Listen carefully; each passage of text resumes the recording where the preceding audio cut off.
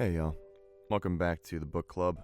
I've been resisting the urge to read ahead all week because I'm actually really curious about where the book is going to go. Something I didn't mention in the last video that I mentioned in the discussion threads that has me really interested is, what if Kuno S from Disco Elysium is actually one of the missing girls, the youngest one? Maj, she was 5.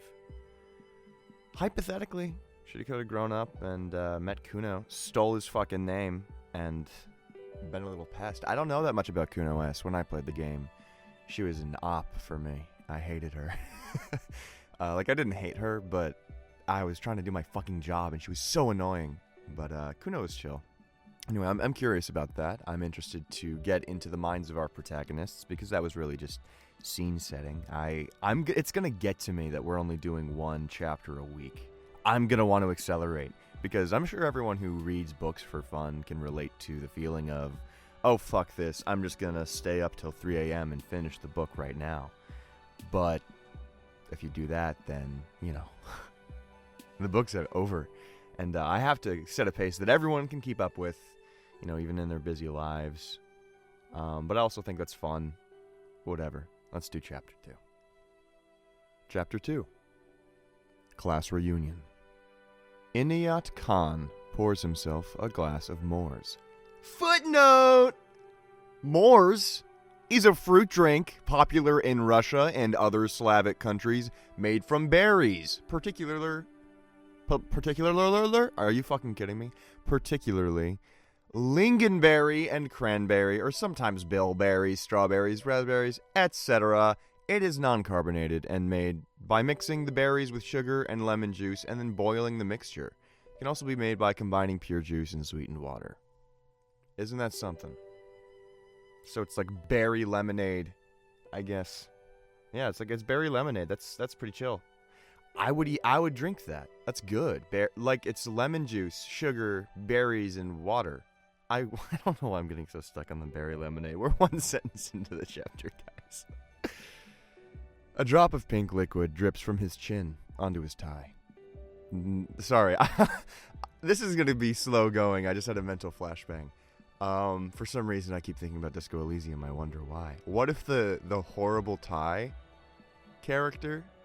If you've never played this game, this is going to sound crazy. What if the character that has a horrible, ugly-ass tie that turns into a beautiful, majestic, loving, and kind and beautiful tie at the end? What if that character originates in the book? Wouldn't that be awesome? Wouldn't that be sick? Anyway, I'm going to start from this the top of the chapter. This is an aborted attempt. Inayat Khan pours himself a glass of Moors. A drop of pink liquid drips from his chin onto his tie. The suit fits poorly and the buttons tear. It gives off the impression that he's an idiot. Side note, sounds like he's a fat idiot. Next line. A fat idiot with a bright blue tie, he thinks. I shouldn't have come. Go on, see your friends. Who were they again? That von Fersen, he was a nice guy, and... I think he's talking to himself in his head. Okay, so... He wasn't my friend. He was a psycho-terrorist. I despised him, that arrogant little upstart. He's grown up to be an esteemed man now. He's grown up to be a ruthless careerist, a vile guy, and a racist, too. I remember what he called me. Do you want me to tell you? Oh, no, sorry. He's talking to his mom. I have to go back. And do the voices. A fat idiot with a bright blue tie, he thinks. I shouldn't have come. He's going to be Richard Nixon for this book. Go on, see your friends. Who were they again? That von Fersen, he was a nice guy, and... He wasn't my friend. He was a psycho-terrorist. I despised him, that arrogant little upstart. He's grown up to be an esteemed man now. I need to do the mom. No, that sounds too saucy. The mom is not this saucy. Hold on. Go on, see your friends. How do I do a fucking... I sound like David Tennant. Oh, go on. See your friends. Who were they again? That von Fersen, he was a nice guy, and... He wasn't my friend. He was a psycho-terrorist. I despised him, that arrogant little upstart. I'm sorry, guys. I really hope this guy isn't one of the protagonists. I'm locking myself in for a fucking voice here.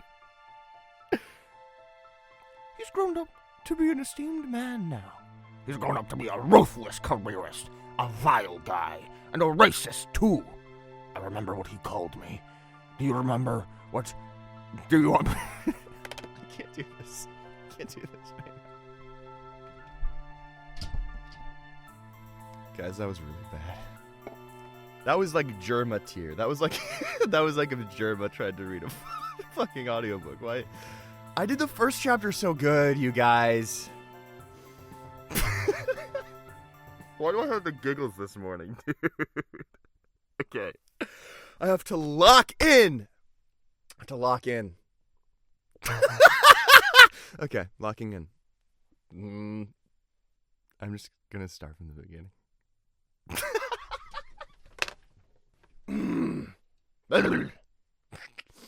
I'm just gonna start from the beginning. Okay? Am I gonna put this fuck up shit in the front or the back of the video? Chapter 2. Class Reunion. Inayat Khan pours himself a glass of Moors. That's strawberry lemonade in Russia, apparently. A drop of pink liquid drips from his chin onto his tie. The suit fits poorly and the buttons tear. It gives off the impression that he's an idiot. A fat idiot with a bright blue tie, he thinks. I shouldn't have come. Go on, see your friends. Who were they again? That Von Thurston, he was a nice guy, and... He wasn't my friend. He was a psycho-terrorist. I despised him, that arrogant little upstart. He's grown up to be quite an esteemed man now. He's grown up to be a ruthless careerist, a vile guy, and a racist, too. I remember what he called me. Do you remember what... Do you want me to tell you what he called me, Mother? And Torres and Jesper. Jesper's also well known. Now... Camel shit, Mum. He called me camel shit. Khan watches the magnetic tape slide across the reader. The plastic discs rotate in the machine in a mesmerizing way. The magnet becomes music, a slow song, and for a moment it seems as if those dots of light are creeping across the walls and floor of the auditorium again, like stars in the sky or a swarm of jellyfish deep underwater. The dots of light dance on Malin Lund's white dress, and his hand starts to feel sweaty on the girl's waist. What do you say?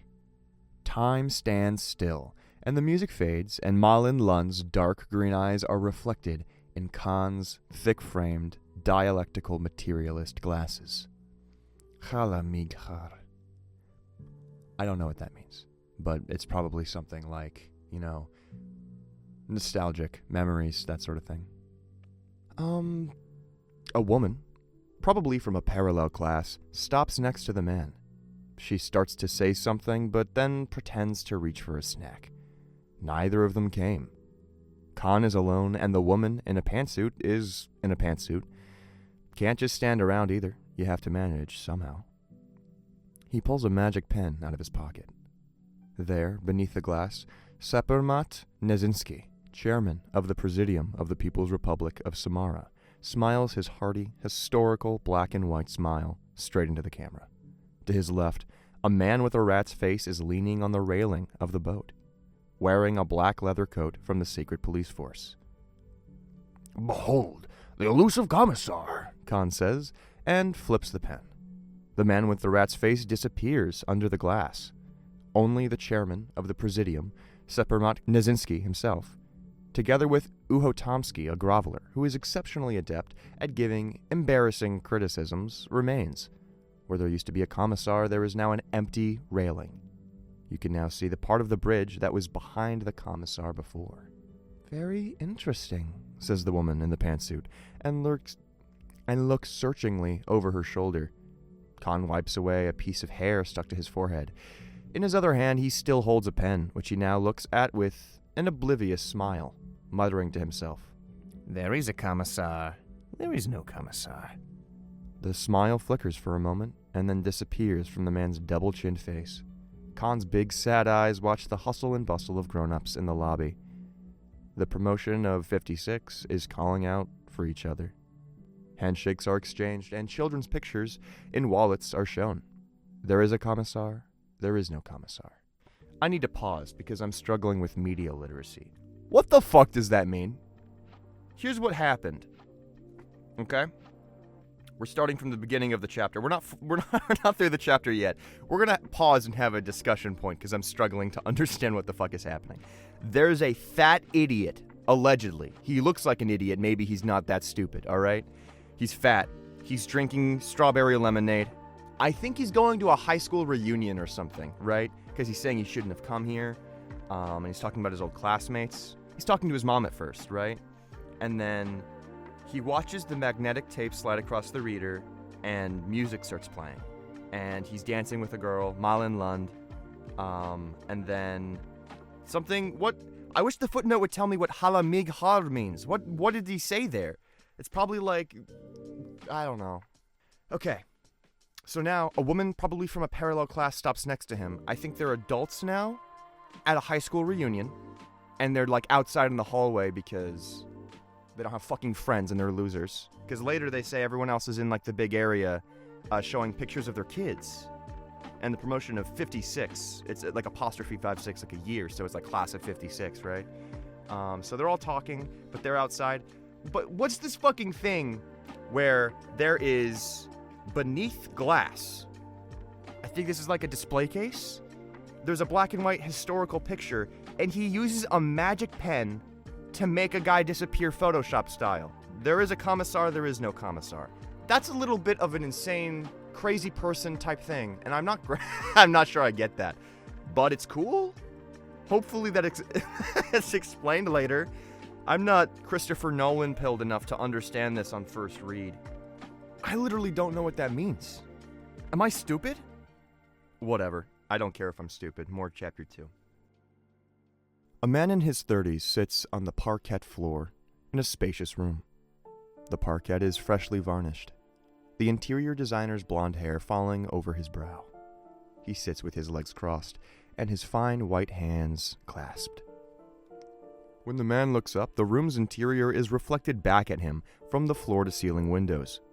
Beneath him, in the dim light, the skeletal minimalism of the designer furniture, the stone countertop kitchenette, and 2 analog speakers stood out like dark obelisks. A solitary spirit looms over the room. A beige, Perseus black overcoat hangs on its stand, and a shoe rack holds white suede shoes worth 3,000 rial. His hand is on the dimmer switch, and the light fades. The room's reflection disappears, and outside the floor-to-ceiling window, a sea of ferns begins. The dark green glow fades into the darkness beneath the fir trees. Usually he sits here listening to music, but tonight it's so quiet you can hear the rain pattering on the ferns. Jesper de la Garde also did a lot of nose candy in his 20s, when he and his fellow thinkers developed the world-famous Ildad minimal design language. Then they scurried together between the cafe of the Union of Architects and the restrooms of a prestigious interior design office, congratulated each other on inventing the future, and sipped on bottled water. This project we're making, it rules. Through its language of images, we will define human visual cognition for the next century, and one day I will write a book about it. Tasteless people are wicked people. Evil is tasteless. Is it really so inconceivable then that simple, clean interior design will make the world a better place? Then nose candy went out of fashion, but bottled water stayed. Jesper takes a sip and stands up, adjusts the tie of his V-neck sweater, lifts the phone from the hook and calls a taxi. The lights of the concrete cube beneath the fir trees go out as the machine takes off with Jesper into the dark woods, leaving behind a cloud of burnt fuel. In the empty house, a telephone rings between the glass walls. A white device on a wooden cube table with an exceptionally beautiful appearance. Okay, we're establishing our protagonists. The second guy is a washed-up architect, basically. Cool. Part 3. It's dark. International Collaboration Police Agent Therese Machacek steps off a train in Magnesium Hall. The steadily intensifying rain makes the steel monoliths of the carriage shine. There they tower, suspended by a rope railing in the sky above the platform. Steam rises from underneath the wagons, from hot magnets and drifts and billowing clouds on the asphalt of the platform. Mashajek takes his suitcases from the conductor and moves with the crowd into the train station building. A coin drops into the metal slot of a payphone. The ringback tone calls, and the International Collaboration Police agent practices saying, "Hello," normally, and relaxed while holding the phone. The freckles on his cheeks and the bridge of his nose have faded completely with time, his face a permanent frown. No one answers. The man takes the address from his briefcase, along with directions, and decides on the tram. The dark shape of the magnesium hall towers over the city. Luminous elevator cabins descend from its belly to Vasa like dandelion umbrellas. In one of them, Agent Mashajek watches as the only metropolis of the Nordic countries glows beneath his feet. The elevator window is dripping with rain, and in the distance, the low, flat city in the North Sea dissolves into an archipelago of light. Telefunken's slender mast alone. Telefunken, really? Telefunken's slender mast alone rises from the Saturnite green mass of buildings. Motorcycles meander there, glowing golden, and traffic on cycles is as smooth as a dream. There is Königsmalm, a commercial center, and directly below lies Salem, where the colorful lights of the immigrant district flow on the asphalt.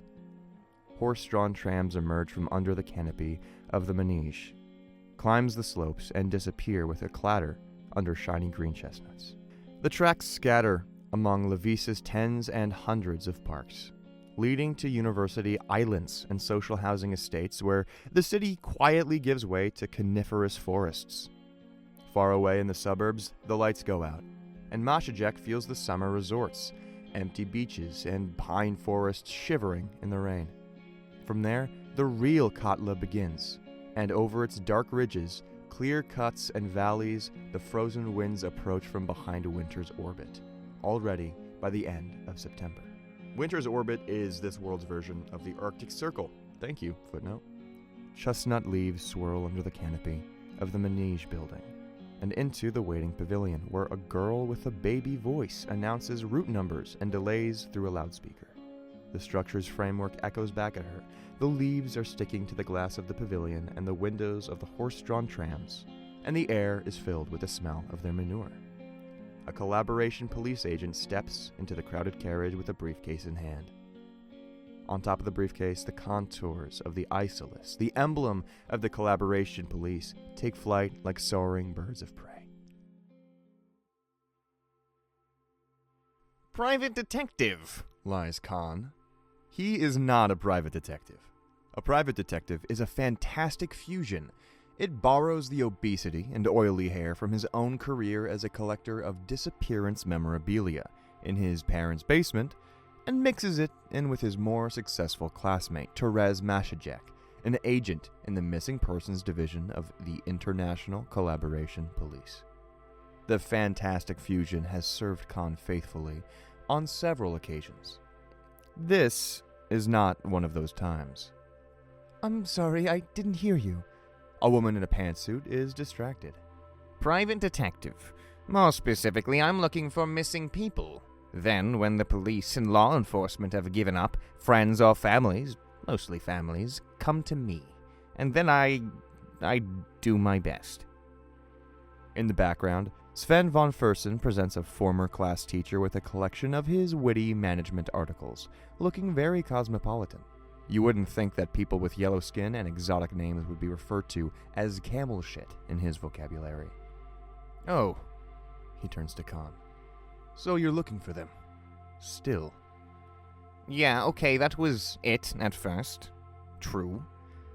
But I've learned that too, and one thing led to another. The man in the bright blue tie is sweating. He's losing patience. And besides, so what? Listen, half the conversations around here are on that subject. Now tell me you're not interested. First of all, half the conversations here aren't on that subject. You think they are, but they're not. And secondly, of course I do, but I think the whole thing is, well, sad. What's sad? This subject.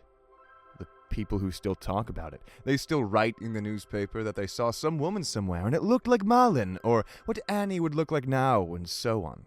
Go fuck yourself. The people around the snack table fall silent and look in the direction of Khan and von Fersen. The woman in the pantsuit is getting uncomfortable. She looks away. The sweaty man, with the dialectical materialist glasses, shoves the remaining half of the pretzel in his mouth and makes his way into the dressing room. Chestnut trees in front of the gymnasium sway in the wind. Leaves fly onto the stairs, sidewalks, and mud puddles. The surface of the water shimmers as the car comes to a screeching halt. The taxi door closes, and then a pair of white suede shoes worth 3,000 reals step into the puddle. The interior designer curses as he takes 3 long steps away from the puddle. Angrily accepting the splashes of mud on his shoes, he puts the briefcase under his arm and walks up the stairs to the lobby. It's warm inside. It smells like glue. Jesper walks through the lobby, the worn parquet floor creaking under his shoes. He takes the name tag from the smiling volunteer and puts it in the back pocket of his trousers. "You should put it on your chest. They're there for everyone to recognize each other." Yes, says Jesper, and leaves the label in his pocket. Portraits from the yearbook and class photos are lined up on the stand. 8B. A short blonde boy with a head too big for his shoulders and a lock of hair combed behind his ears. To the left is an overweight Ilmara immigrant child wearing an ill-fitting tie. Little Khan stares blurrily past the camera. The tall, freckled Kozhko in the back row of Lanklets suggested that he take off his glasses so as to look less lame. Slowly, the man's gaze moves along the 8B rows, anxiety growing in his heart. His imagination precedes him. Somewhere in the middle of the girls' row, a massive cluster of hydrogen fusion reactions, a distant constellation of matter, shines. It was 8 years ago when Jesper's sharp sketch first appeared on the glossy paper cover of a design booklet. Admittedly, the spotlight still had to be shared with 2 other coked-up visionaries. There they were, the 3 of them, on a photo shoot, sitting on their flagship sofa. The softbox was diffusing, Thack and Gaff was playing, and underneath it all, written Pioneers, the future, sophisticated, and much more, all of which he remembers very well. 2 hours later, Jesper sat alone in his glowing cube, scrunchie in hand, on a morbidly large stack of classroom photos and newspaper cuttings. One glance at the spruce trees swaying in the wind, and the temptation to take another look to see if the smell had worn off was overcome. The scrunchie was sorted into the household waste box, and the girls' folder into packaging. Jesper stood in the middle of the room and exhaled deeply. It's over now. But where are they? Why aren't they here? Why are neither of them here? Disappointed, Jesper is already taking a step back to look over all the pictures properly when suddenly a 34-year-old man stops in the middle of the lobby. This man still lives with his mother. Early spring, 20 years ago. Little Inayat Khan falls headfirst into a mud puddle, covered with a thin layer of ice. His woolen reindeer sweater is muddy, and dark red blood drips from his nose. Despite the many warnings and worried suggestions to stay on the ground, the boy manages to get up, slowly and unsteadily, falling down once again. Finally, he stands face to face with Sven von Fersen just a few meters away. The mud dries on little Khan's face. His hands rise in an awkward battle stance. His fists shake with anger and humiliation. "Hey, do you know what he said?" Von Fersen starts again. The despicable little lackey knows what Khan said, but still asks, Tell me, what did he say, Sven? Sven is not stingy with his answer. "He walked Malin home and kissed her. Can you believe it? Khan the leech took her home. Leechy Khan kissed her." Laughter echoes, and the lackey quickly chimes in. Why do you have to talk such hurtful nonsense? It's your own fault. If you talk such hurtful nonsense, it's your own fault. Do you think it's nice for Malin to hear such hurtful nonsense? Huh? Is it? Tears of anger draw lines on the cheeks of the boy with a reindeer sweater. Yesterday after school, Khan had let his imagination run wild. It was a terrible mistake. The sun comes out from behind a cloud, and he already sees, from the spectator's circle some tens of meters away, how Malin Lund's blonde hair shines like a halo. The girl blushes with shame.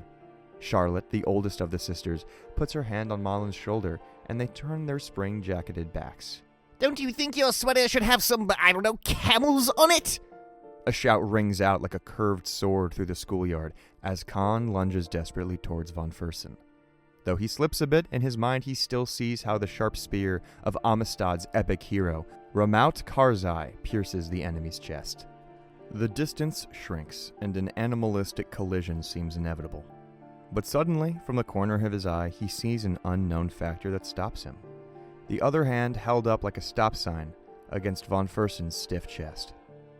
With outstretched arms, Jesper, a blonde lock on his forehead, spits out his gum and unleashes a barrage of "Who cares, Sven? Don't start fucking around" arguments. Khan tries to break free from his deskmate's grip, his scratched cheek and bloody nose smearing Jesper's shoulder. So they stand. The bell rings, and the lunch break is over. The courtyard empties of children, and Jesper wipes his shoulder with a napkin. "So, did you kiss Malin?" he asks. No. But I did walk her home, and it went well. Very well. Except it didn't go that well. Yeah. That's the same shirt. Tell me, Khan, that it's not the same shirt. Jesper! 2 adults stand in a cloakroom and shake hands for the first time in years. Jesper's flickering smiles carries a hint of warmth. He begins. "I think I behaved a little rudely the last time we saw each other. I understand now. There was a mistake." Khan simply laughs in response. His 2-day-old stubble wobbles along his friendly double chin. "I left an ignorant impression on you." Having said that, Jesper pauses for a moment to think about what he has planned next. "I have news. Something new." He points to his folder and looks at Khan questioningly. "Or have you, I don't know, become a chef in the meantime?" You know, I'm always hardcore. Without even a hint of a class reunion, Khan takes his jacket from the dressing room and they head towards the door. Look, a disappearing commissioner. It's not so bad. I made one for Therese, too. It's a special version, the same picture, but guess what happens if you turn it a little further? What happens? Uho Tomsky disappears, too. One pigeon, too. It's partly behind Uho Tomsky. Otherwise, half a pigeon would be left hanging in the air? Exactly. Drops of rain fall from Agent Mashajek's umbrella, and a puff of smoke floats in the shadow of the umbrella and then disappears into the wind. With his Astra in his mouth, the man folds the map and puts it in his briefcase. In front of him is the high school lawn where 2 men run through a silver rain curtain towards him. The Kozhko takes a step back in his gray fishbone-patterned cloak. He makes room under the umbrella. It's enormous. It's standard issue for the Collaboration Police. Did he apologize? He apologized. Khan replies for Jesper. Is it nice in there? Mashajek points towards the school building. Khan shakes his head and Jesper elaborates. Let's go to the city instead. There's one place. One new place. The 3 men under the large umbrella walk until they can't be seen anymore. The distant chiming of bells draws closer as the silver curtains are pulled together behind the friends' backs. Okay. I understand some things now. This actually... this is a hard read. It would work so much better if we had some sort of visual indicator between when we are flashing back and flashing back to the present. Like, I wish there was something that could indicate that, because I get so lost. But here's what I do understand. I think the fucking magic pen disappearing commissioner is one of those fucking holographic pieces of paper that changes its picture when you tilt it in the light, if that makes sense. And I don't know why there's a magic pen. Maybe it's like a picture on a pen. Like, I literally don't know, but I almost get it. I almost understand what the fuck that means. So here's what it looks like to me. We have Khan, Jesper, and Mashajek. They are 3 friends. Von Douchebag is a douchebag, and Khan was in love with one of the girls who went missing, or at least had a schoolboy crush on her, which is probably why he took it so hard. Jesper has shown up, and he has something new to show them, and Mashajek, the cop, is somehow involved as well, and they seem to have kept decent contact over the years. So I think those are our 3 protagonists. We're still not done with the fucking chapter, so let's keep going. 8 years ago. Until the Stereo 8 format tape clicks against the magnetic reader, needles under little lamps hitting 12 decibels. The beat is unbelievably smooth, even more modern than Nose Candy. Or who knows, it's hard to say. The beat comes from here, from the world-famous Vasa recording studios. The beat was made by someone semi-mythical, Falkengoff, who may be an Orangese immigrant, a DJ, and a music producer, but is rather a group of people, or a machine in the sky. The Nose Candy, however, came from a pirate ship through the uncharted Pale. The Nose Candy was made by a slave, dreaming of a revolution, and an overseer guarding the fields with a rifle. Falkengoff made the beat so that the girls would start dancing and the boys would have a good view. The slave with machetes in hand made the Nose Candy so La Puta Madre wouldn't send his family to the firing squad. For 6 months, the Nose Candy matured on the Ermala High Mountain Plateau in the golden rays of the sun. The World Eagle, with its 1,000-kilometer wings, kept the sun from falling from the turquoise blue sky. The place where the beat seems to go underwater for half a minute and then comes back, even more amazing than it sounds. Falkengoff whispered to the spirit of debauchery. He had angelic white wings, but his breath next to the ear of the DJ crouched behind the mixing console was hot, smelling of cinnamon and primal malice. My God, what a lovely numbness in the nose. My God, how good is that place where the beat comes out of the water. So sad, even fiercer than before. How cool am I? I'm on the cover there. I'm so cool on the cover there. I'm a pillar of light, vertical, and there's a dark room around me, and that's it. That's all there is, you see? The guests on Jesper's white cube sofa and behind the multifunctional table exchange impressions of the World Exhibition. Champagne socialist goblets are also clinked. Jesper alone, dancing like a rare albino rooster. From the water bottle in his right hand, pearly drops fly to the windows. Like times that have already been and gone, the streets of Vasa drift by the taxi window.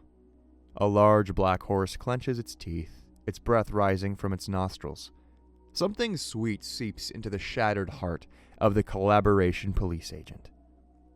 The rain subsides, and young people slowly fold their umbrellas in the darkness. Metro entrances, familiar name places. A girl on a bicycle turns towards a side street where the yellow streetlights are steaming.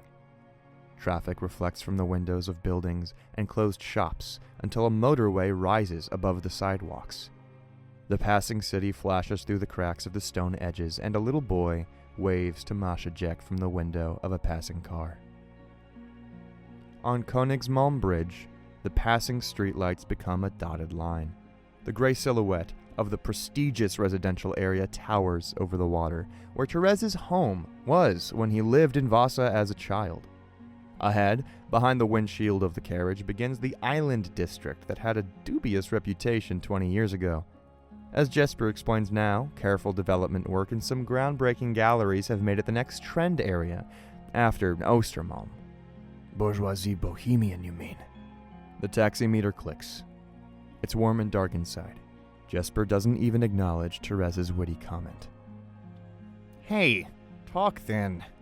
Khan changes the mixed topic of urban development and class reunion suddenly. Well, they need a projector. There's also a tape. I'll talk when we arrive at Cafe Cinema. But show us the scrunchie. Therese joins in the begging. Come on, don't start. I don't carry it with me. I threw it away. It was a very weird time altogether. A cunning smile appears on Khan's face. Jasper, don't be a spoil sport.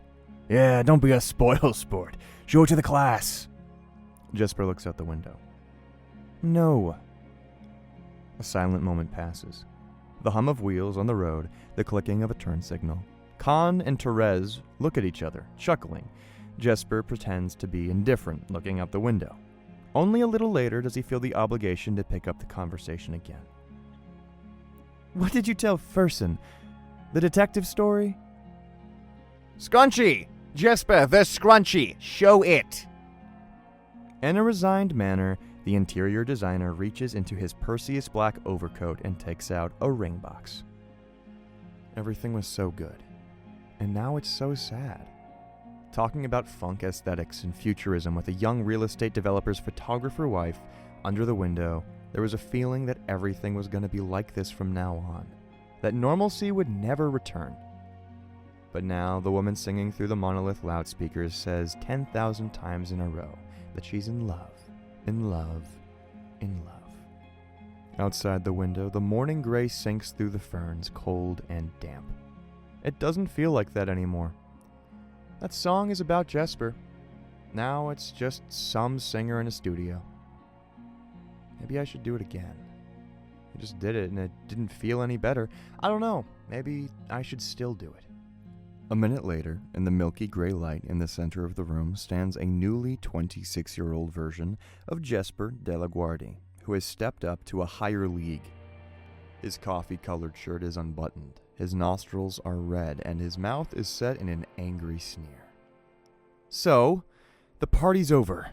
Go home. No one hears him. Fockengoff is too loud. With the stop button of the Stereo 8 format tape player under his finger, the pillar suddenly falls silent in the middle of the light. Heads turn. Party's over! Back home, you filth! Jesper's glassy eyes and monstrously disdainful mouth droop as clothes and handbags are awkwardly searched for. A pat on the shoulder from a fellow visionary earns him a look that can forever ruin human relationships. The real estate developer's photographer wife falls slightly behind the group in front of the house, and then returns to the concrete cube. Anklet, she lies. Long legs in strapped sandals, a silver chain around her ankle, frame the next sad sight. Jesper sits amidst the scattered garbage, sorting bags in the kitchen corner. He looks up at the kind face of the real estate developer's wife amidst the apple cores, empty water bottles, and handmade paper bags of pasta. The foggy September beach reflected in his eyes indicates that Jesper is not interested. Your condolences? No thank you. The high reeds rustle in the wind, and the silhouettes of changing cabins stand in line under the gray-white sky. 4 girls run across the sand and disappear into thin air. In his right hand, the interior designer holds a light pink scrunchie. Khan looks up at Jesper, a ring box in his hand under his nose. His eyebrows are furrowed. He's worried. The car jolts when it stops. The taxi driver sticks his head into the cabin, but quickly turns away after seeing the expressions on the faces of the men. The smell is gone, Khan says. I know. There's something very wrong with it. I know. That's the end of chapter 3. So that was longer than chapter 1, and so much fucking happened. Let's see if I can process everything in case you missed anything as well. Aside from the 3 girls who have gone missing, we have 4 named memorable characters. Inayat Khan, who's a fat man who lives with his parents in their basement collecting disappearance memorabilia. So he seems to be really hung up on that disappearance from all those years ago. And despite not really doing anything with his life, he's still thinking about it. We got Jesper de la Guardia, who seems to have launched himself into the high life, designing some kind of interior decor, aesthetic furniture bullshit, got hooked on cocaine, and then crashed out and ruined his life, ? And then we have Therese Mashajek, who's a cop. The 3 of them seem to be friends to this day, which is pretty interesting to me, seeing how differently their lives have gone, though maybe Jesper and Khan had parted ways after seemingly having a falling out some years back, though they've reconciled now. Didn't seem like it took very much. Then there's Sven von Fersen, who was racist and was like a bully in high school, and now he's rich and famous and nicely put together, but still a dick, ? Khan goes to the reunion, probably just to meet up with Jesper. Jesper goes to the reunion just to meet up with Khan. They chat, and leave, where Masha Jack is waiting for them. And the three of them get in a taxi cab and go to see something new. Jesper has found something new. All of this is interspersed with flashbacks to these people's, shared histories. So, we'll see where all this goes. It seems like these guys have all been pretty haunted by the disappearance of those girls. I'm guessing they were probably close friends. We know Khan had a crush on one of the girls. Considering one of them collects disappearance memorabilia and pretends to be a private detective, another became a cop and actually investigates missing people, and the third became a drug addict. It would make sense that they're all hung up on this case. Atmosphere is building. This was really hard to record because the thing is, there's so much fucking dialogue, and maybe 20 to 30% of it has a name on it. So I have to psychic read, soul read, who the fuck is talking right now.